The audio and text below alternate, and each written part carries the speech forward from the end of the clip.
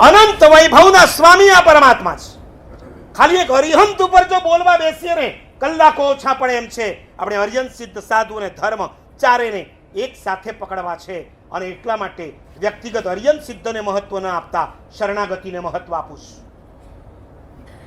એ ચાર તો પરમેષ્ઠી છે, મહાન છે. આજે સમજવા જેવું હોય ને તો ચાર ને ચતુ શરણ છે ને, એમાં ચતુ મારે મન ગૌણ છે, શરણ મારે મન મુખ્ય છે. આ સંસારમાં સ્વાર્થના કારણે તો ઘણી વખત ઘણાના શરણે ગયા છો કે નહીં? રૂપિયાની જરૂર હતી ત્યારે તમે તમારા કોઈ મિત્રના શરણે ગયા છો. બીમાર પડ્યા તો દર્દી બનીને ડોક્ટરના શરણે ગયા છો. કોઈ કેસ કરવો હતો તો અસીલ બનીને વકીલના શરણે ગયા છો. તમારા દીકરાને ભણાવવો છે, સારામાં સારા ટીચર પાસે પણ તમે શરણે ગયા છો.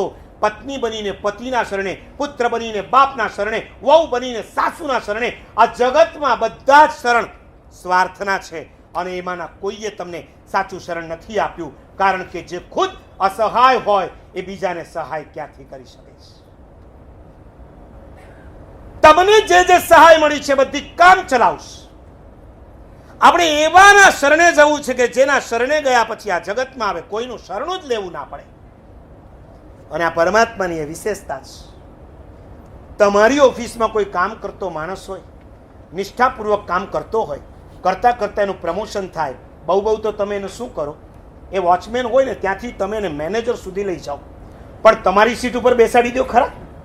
તમારી સીટ ઉપર આખી ઓફિસ તારી, આ ધંધો તારો, આ ચાવી તારી, હું ઊભો થાઉં છું, તને હું બેસાડું છું. હજી સુધી નથી સાંભળ્યું કોઈએ પોતાની ઓફિસની સીટ ઉપર પોતાના માણસને બેસાડી દીધો હોય. આ એ પરમાત્મા છે.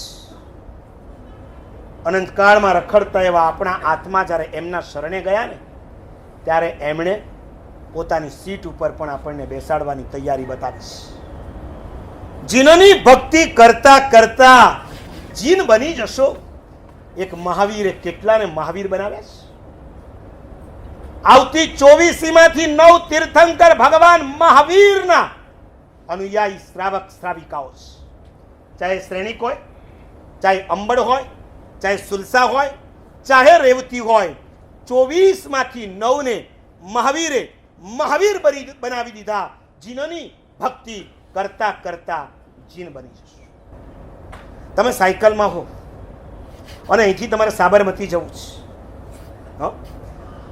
નહેરુનગર 4 રસ્તા ઉપર તમે સાયકલ, હવે સાયકલનો જમાનો આવવાનો છે એવું સાંભળીશ. પોલ્યુશન બહુ વધી ગયું છે ને. ખુદ ઓબામા સાયકલ ચલાવે અથવા નરેન્દ્ર મોદી ઝાડુ મારે તો આ બધાએ ઝાડુ માર્યા હતા. અને નરેન્દ્રભાઈ પોતે સાયકલ પર જો આવી જાય તો તમે સાયકલ પર આવો કે ના આવો? તમારી BMW ને બાજુ પર મૂકી દેશો અને સિયેરા, ફરારી બધાને તમે બાજુ પર મૂકી દો તો સાયકલ પર તમે છો અને તમારે સાબરમતી પહોંચવું છે, બહુ અર્જન્ટ પહોંચવું છે. તમે ગમે તેટલા પેન્ડલ મારો તો પણ 15 મિનિટમાં તમે સાબરમતી પહોંચી શકો એમ નથી. તો તમે શું આઈડિયા લગાવો? શું કરો? રિક્ષાને પકડો? કમાલ કરી ભાવિનભાઈ. પકડીને પકડવી છે તો રિક્ષાને હું કામ પકડો છો? એનાથી ફાસ્ટ કોઈ છે વ્હીકલ? કયું વ્હીકલ છે? ટ્રક હોય છે ને. રિક્ષાને તો પકડાય એવું એ નથી. ટ્રકની પાછળ શું હોય છે?